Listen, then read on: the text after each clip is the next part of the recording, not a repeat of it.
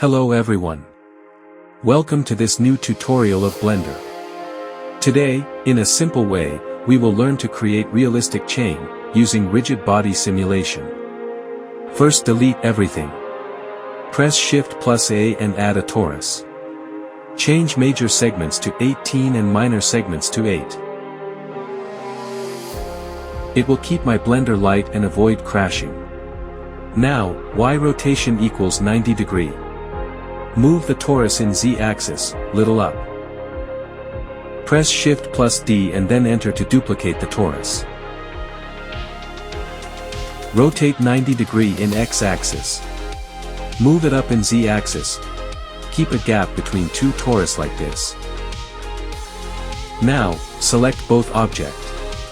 Press Shift+D to duplicate. Then G to grab, then Z to lock Z-axis. Just move mouse like this.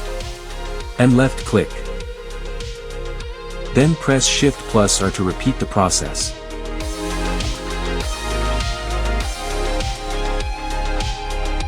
Select everything. Go to Physics Properties and click Rigid Body. Make sure Type is active. Change Mass to 0.3 and Collisions Shape to Mesh.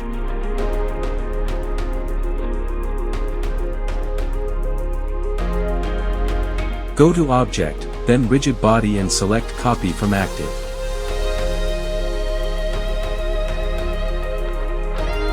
Select topmost torus. Uncheck Dynamics. Now play and check the simulation. It's working fine. Stop and go to first frame. Select the bottommost torus. Press Tab and go to Edit Mode. Add an UV sphere. Scale and position like this.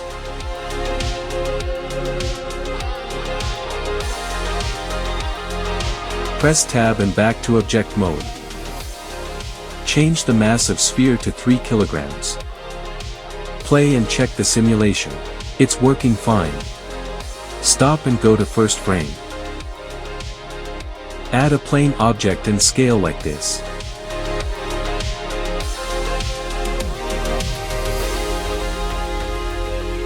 Apply rigid body and change type to passive. Add an empty cube. Scale and position it like this.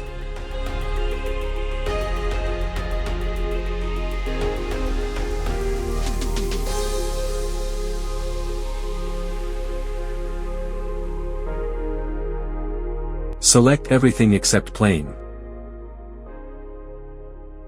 Hold Shift and click on empty cube once. Press Ctrl+P and set parent to object.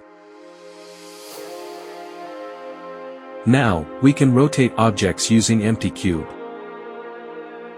Rotate it like this and play the simulation.